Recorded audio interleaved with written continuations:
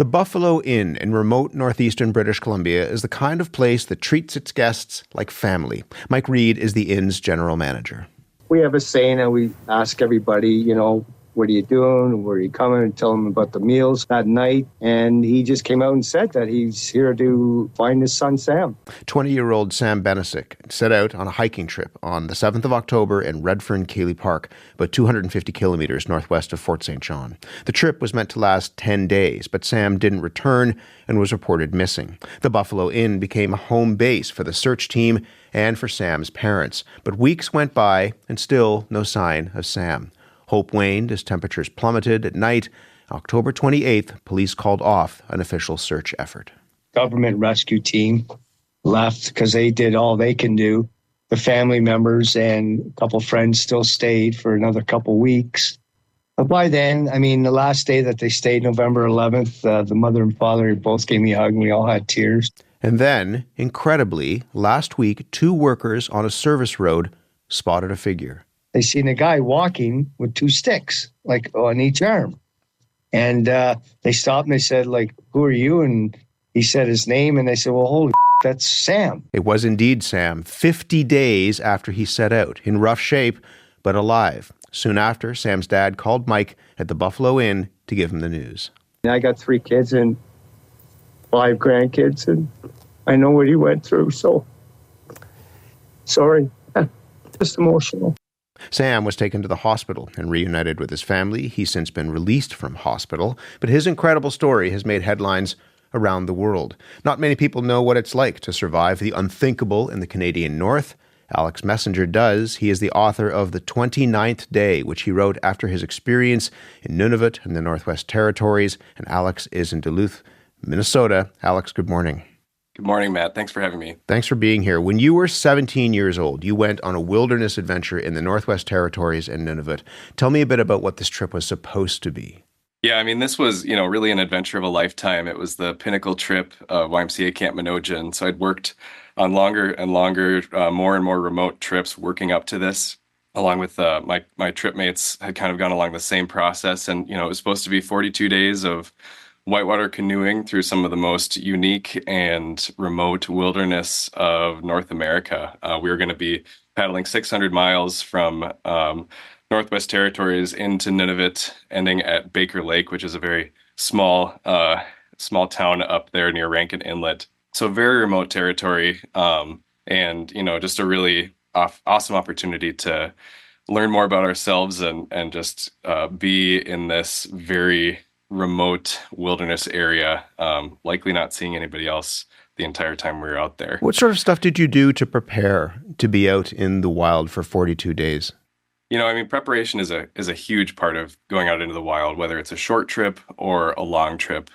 We prepared by practicing, in the years prior. We did some really specific training on how to paddle whitewater, because this was going to be a fair amount of traveling down swift water sections of river, big water on lakes. So we had specific training on that. We got individual training on all the different tools that we brought with us, from cooking to emergency stuff like our satellite phone and, bear spray and things like that, stuff that you hope not to have to use. And then some of us on the trip, like our guide Dan, had more specific training. He was a wilderness first responder, so he was really our medical person as well as our guide for if anything did go wrong in the backcountry.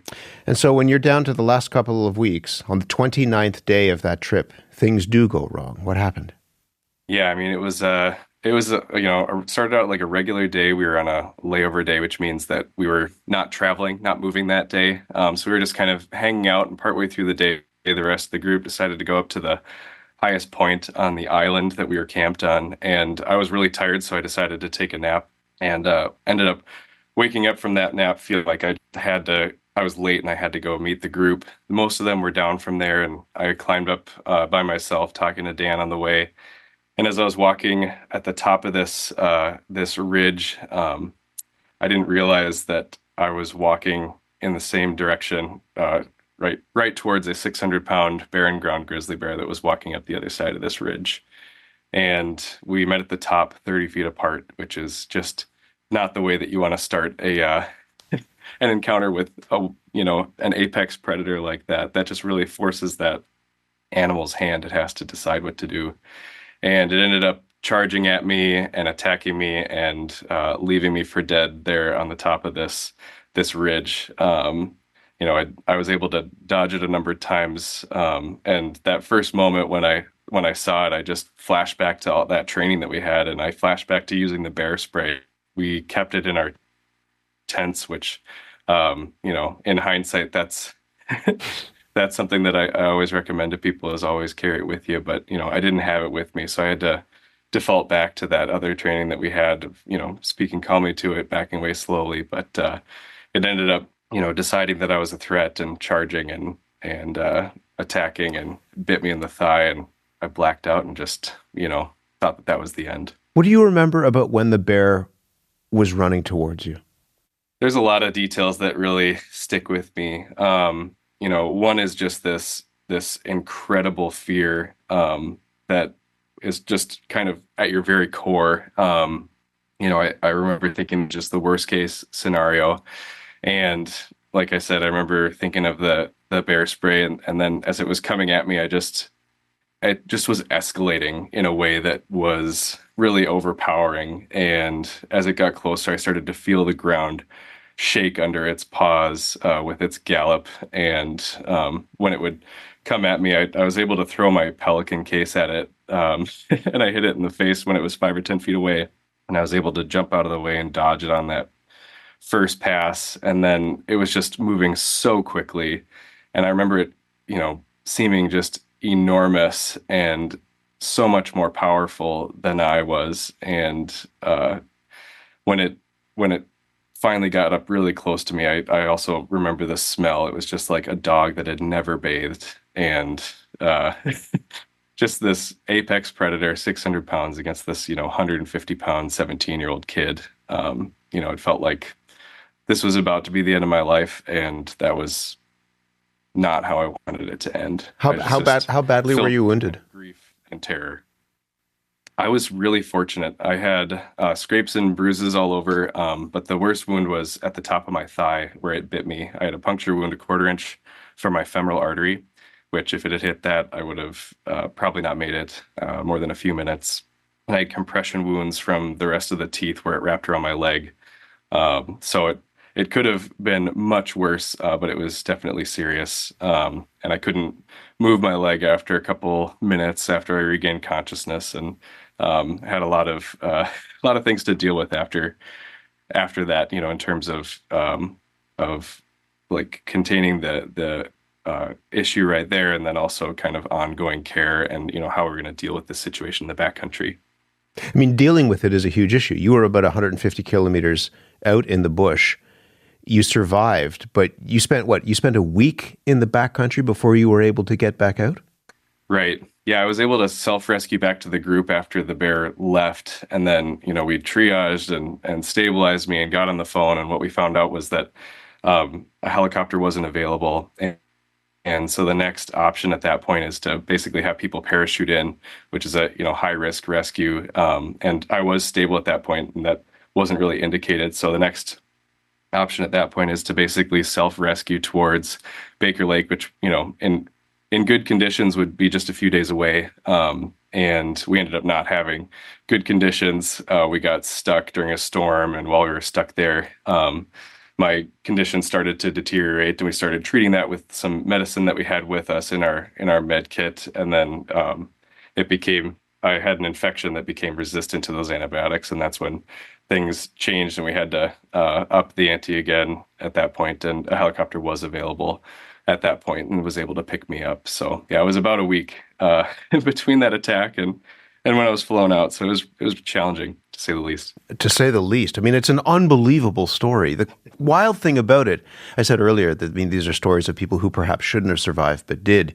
You made it out, and now you're part of a search and rescue team in your area. For the last 10 years, you've been doing this kind of search and rescue. So when you hear the story of this young man, Sam Benastick, who's found after, again, being out in the bush, people had stopped searching, they may have given up, and then he appears. What is that like when someone who has been lost in the wild is found? I mean, you've lived through that.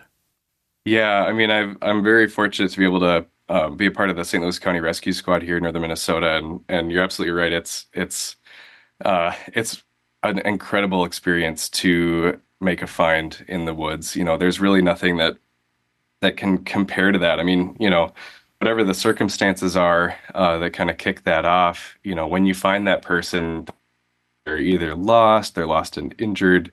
There's so many different situations that they might be in, but when you're able to connect with them and be that lifeline and help to get them out, it's a really singular experience. It's an incredibly good feeling. And, when looking for them for so long, as that time elapses, the hope kind of dwindles, and, a miraculous survival event like Sam had. I mean, that's absolutely incredible. And especially with the conditions that he was dealing with, -20 overnight for some of those things, just the time that's elapsed. I mean, that's incredible.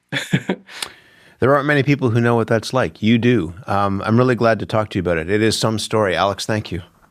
Yeah, thank you, Matt. Alex Messenger is a wilderness survivor and the author of a book called The 29th Day, about that story of the bear and all the things he went through after that encounter with the bear. Bruce Zawalski is the chief instructor at the Boreal Wilderness Institute. He teaches modern wilderness survival. He's also the author of the Canadian Wilderness Survival Guide. He's been listening in from Edmonton. Bruce, good morning to you.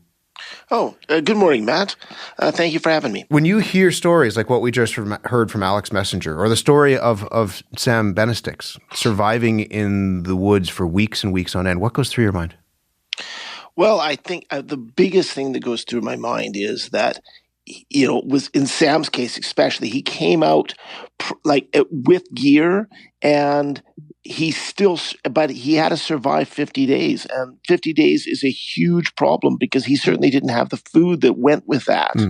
And, it made a difference in terms of how he survived, but he still had that mental push, the wherewithal, the drive to get right through that 50 days. There's this concept of getting turned around when you're out in the woods. And we haven't heard from Sam. He hasn't spoken to the media. But the general manager of that Buffalo Inn that we heard from earlier said that Sam and his family stopped by to see him after getting out of the hospital, and that Sam had said he initially got lost because he was being chased by a wolf.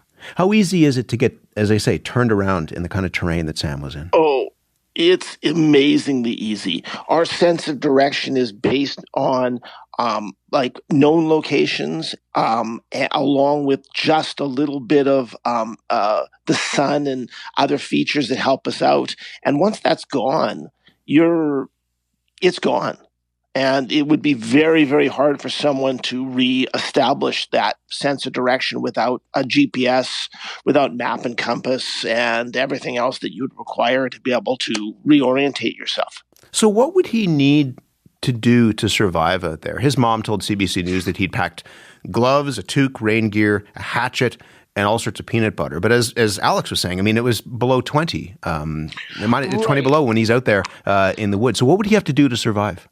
Well, build a good shelter. And I mean, to be, rescued is a different thing, but that didn't happen since he stayed out there. So he, building a shelter that would keep you a bit warmer, have a little bit of thermal mass, like you probably would in that case. Eventually, he might have had a little bit of snow out there as well that would have helped out, and survived through that. Of which, was tough on him because he obviously did have some problems building that, as he was complaining about some smoke problems in his shelter. Does it matter where you build the shelter? Oh, yeah. That's a huge part of survival training would be, building a shelter that, the smoke would clear if you had a small fire inside or onto the side of it.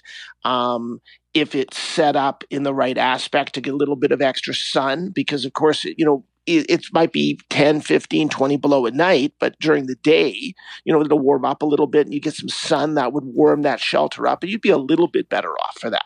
So, yes. You also want to hope that if you're missing and there is a rescue that's underway or a search that's underway and people are flying over top of you, that they can see you, right?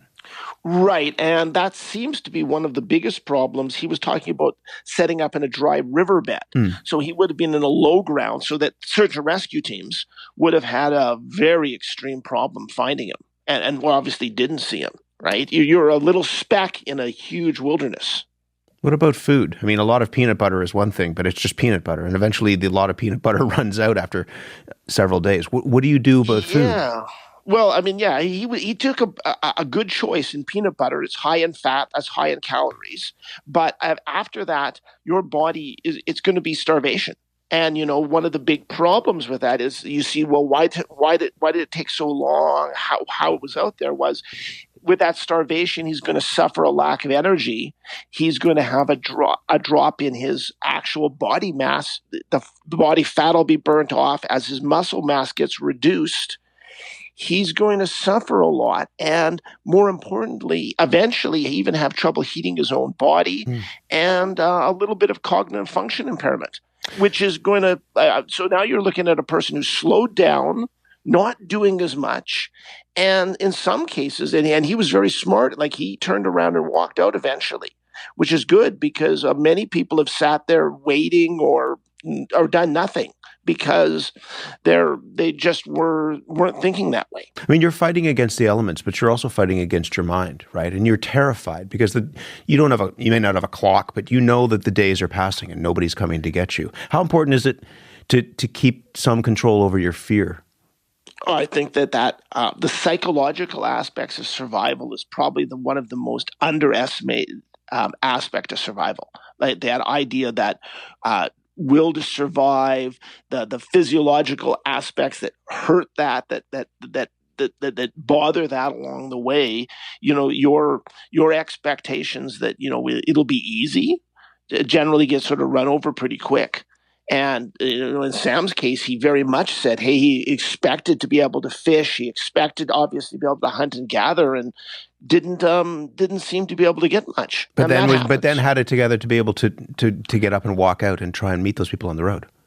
Oh, yeah. I mean, that was the sense. That's what really him taking his 2 hiking poles. Yeah. And you can tell by then he already he was probably suffering a lot of starvation because he was saying he was wrapping pieces of his sleeping bag around his legs. That's because you're going to, as your body mass goes down, it becomes harder and harder to heat your own body. And so by that point, he's suffering a lot, but he decided that he would walk out, obviously not with all his gear, with only a limited amount of his gear, but he did. And it'll be an interesting story to find out how long it took him to walk out. I expect it wasn't a one-day thing. In other words, in a few hours, like he probably took a few days to make it out. I have to let you go, but there's a real appeal in this country and beyond to being out in the wild. It attracts people for all the obvious reasons. What is one thing, if people plan to go on a trip like this solo, what is one thing that you think we need to think about? Well, be prepared. And your last guest was talking about that very much so. But also in a modern world, take a beacon with you, whether it's a SARSAT, a Spot, or an InReach satellite messenger beacon, some way that you can say, hey, I'm in trouble. Here I am. Can you come and rescue me? Because then for the search and rescue teams, it becomes there's no search. There's only a rescue. There's a retrieval. And that's so much easier. And if you don't have one of those and you get turned around? Well, then a ground-to-air signal and a camp that's easy to find, something that opens the area up around you, maybe on a cut line, on a trail, on a junction, and somewhere so that it's easy for someone to find you and say, yeah, I'm this speck in the wilderness, but I want to be found. Bruce, thank you very much for this. It's a wild story, and it will be really incredible to hear Sam, in his own words, describe what he went through. In the meantime, appreciate your insights in this. Thank you very much. Thank you for having me. Bruce Zawalski is chief instructor at the Boreal Wilderness Institute. He teaches modern wilderness survival. He's the author of the Canadian Wilderness Survival Guide.